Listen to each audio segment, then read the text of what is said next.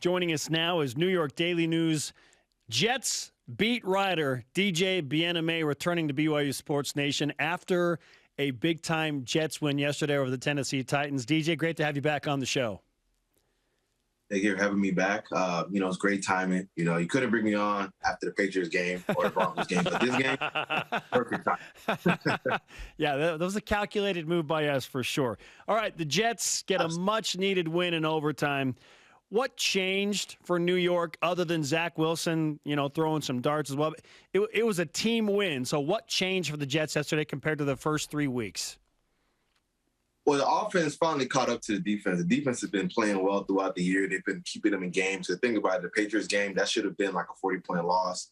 But defense did their job, which they've been doing throughout the entire season. But the offense finally caught up. And the main factor for me was Zach was playing within the offense. And then when it was time for those big plays, he executed, One thing that he struggled with the first, 3 weeks is when teams sent only 4 blitzers. So sometimes you would hold the ball, sometimes the offensive line would get beat, sometimes receivers would get open.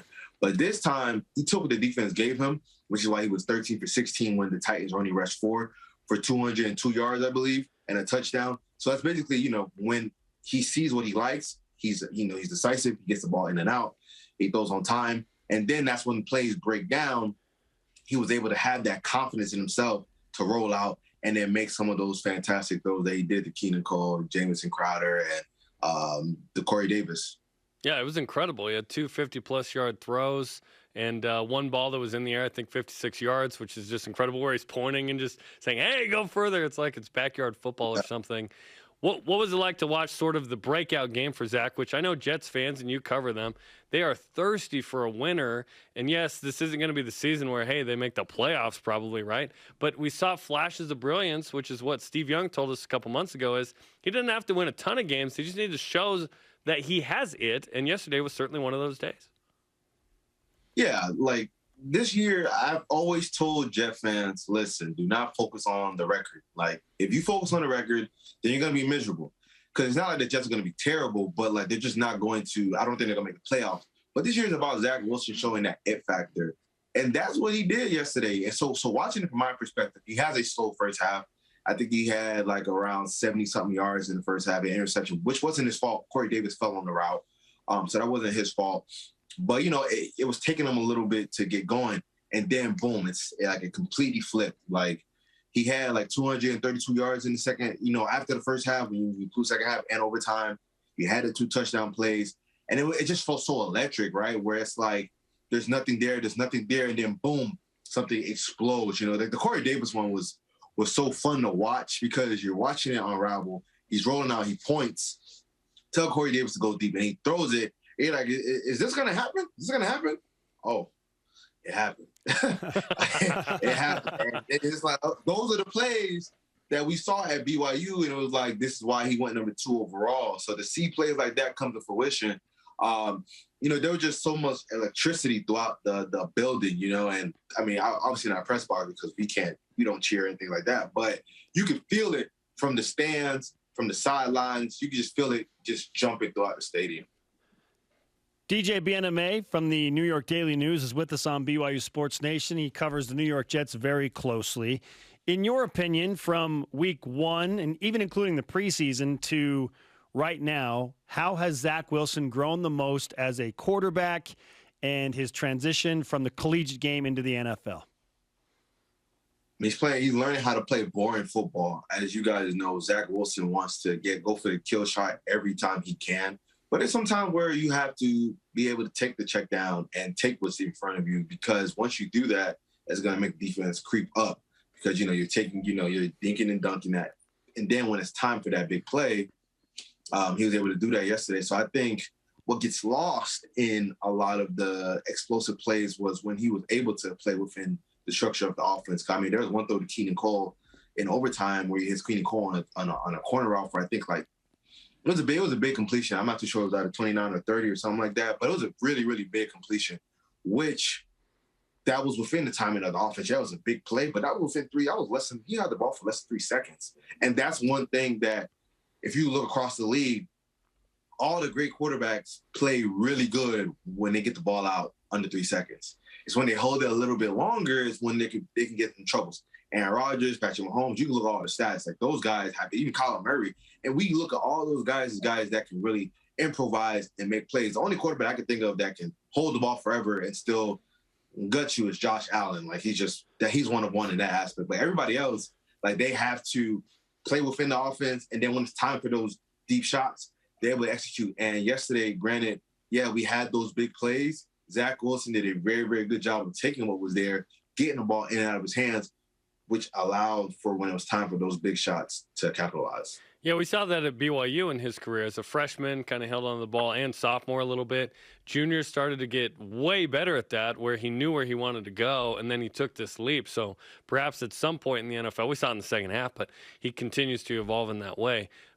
Game in London this week. Do you get the chance to go over there? Yeah, I'll be over there. What's that going to be like for this Jet squad to go play in Mother England? It's going to be great for them. You're going to have an experience to be able to get another win. Because they're not like they're playing like a great team. Like the Falcons, I believe, only have one win also. So, I'm predicting the Jets are going to get that win. There's a lot of positivity around the team. Obviously, they just got to win the first win of the year. Yeah. But it just seemed like things are starting to click from a defensive perspective and offensive perspective. I mean, the defense had 7 sacks yesterday. Like, we thought the week 1 performance from the offensive line was bad against the Panthers. The Titans said, hold my beer, and they allowed Tannehill to get 7 times. So, so that the defensive line is coming together, man. So the Falcons, they don't have a good offensive line. So and they don't really they're not really an explosive offense. I mean, they have their moments with Calvin Ridley and Kyle Pitts, but the Jets have a really good shot to win that game.